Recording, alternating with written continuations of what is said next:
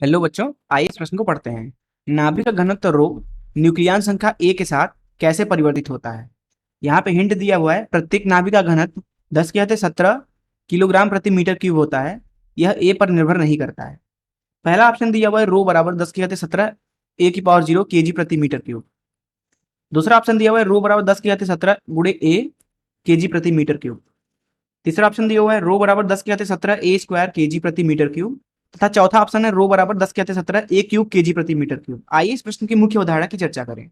तो यहाँ इस प्रश्न में अगर आप हिंट में देखें तो प्रश्न में कहा जा रहा है कि प्रत्येक नाभिक का घनत्व 10 के घाते 17 किलोग्राम प्रति मीटर क्यूब होता है तथा यह ए पर निर्भर नहीं करता है।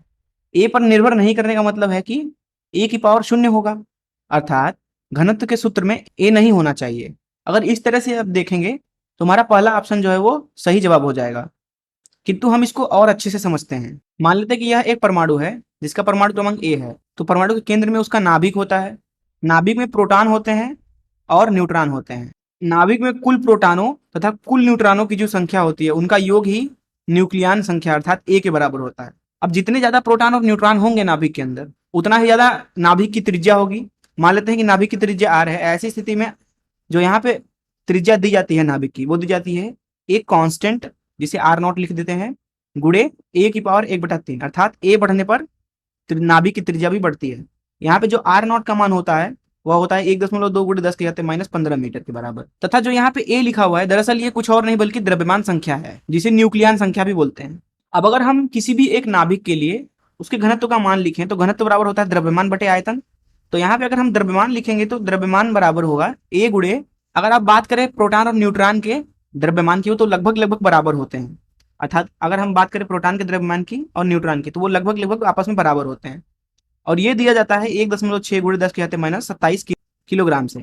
तो यहाँ पे जो द्रव्यमान हो जाएगा हमारे पास में नाभिक की वो हो जाएगा कुल कितने न्यूक्लियन है गुणे एक न्यूक्लियन का द्रव्यमान। और नीचे लिखेंगे आयतन।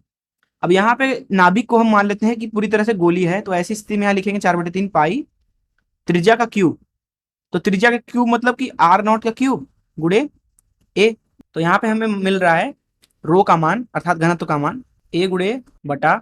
अब यहाँ पे जब भी इस ए को ऊपर ले जाएंगे तो ए की पावर 0 आ जाएगा, अर्थात घनत्व का जो मान यहाँ पे मिलेगा वो मिल रहा है 1.6 गुणे 10 के घाते -27 और ये 3 ऊपर आ जाएगा 3/4 गुणे पाई। पाई का मान रख देते हैं 3.14 गुणे आर नॉट। आर नॉट का मैंने यहाँ पे आपको मान बताया 1.2 गुणे 10 के घाते -15। तो 1.2 का 3 बार गुणा कर लें तथा 10 के घाते -15 का क्यूब जो कि हो जाएगा 10 के घाते -45 और यहाँ ए की पावर 0।